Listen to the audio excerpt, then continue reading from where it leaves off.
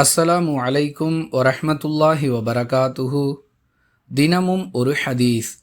ரசூலுல்லாஹி ஸல்லல்லாஹு அலைஹி வஸல்லம் அவர்கள் தொழுததை நான் பார்த்திருக்கிறேன்.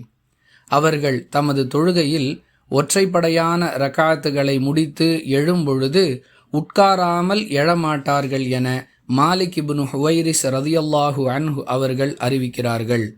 நூல் புகாரி, ஹதீஸ் எண் 823.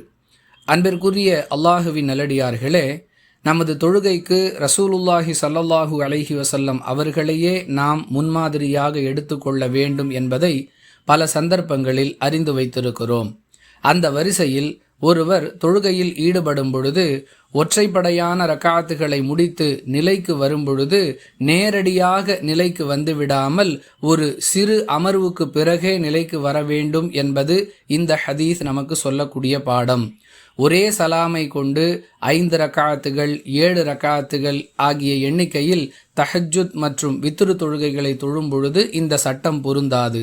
இது தவிர 4 ரக்காத்துகள் கொண்ட தொழுகைகளை தொழும் பொழுது, அல்லது 3 ரக்காத்துகளை கொண்ட தொழுகையை தொழும் பொழுது, அல்லது 2 ரக்காத்துகளை கொண்ட தொழுகையை தொழும் பொழுதெல்லாம் முதலாவது ரக்காத்தை முடித்து நிலைக்கு வரும் பொழுதும் 3வது ரக்காத்தை முடித்து நிலைக்கு வரும் பொழுதும் நேரடியாக நிலைக்கு வந்து விடாமல் ஒரு சிறு அமர்வுக்கு பிறகே நிலைக்கு வர வேண்டும். இதுவே நபி வழி. புரிந்து நடந்து கொள்வோம். வாஹிரு தஅவானா அனில் ஹம்துலில்லாஹி ரப்பில் ஆலமீன். அஸ்ஸலாமு அலைக்கும் வரஹ்மத்துல்லாஹி வபரகாத்துஹு.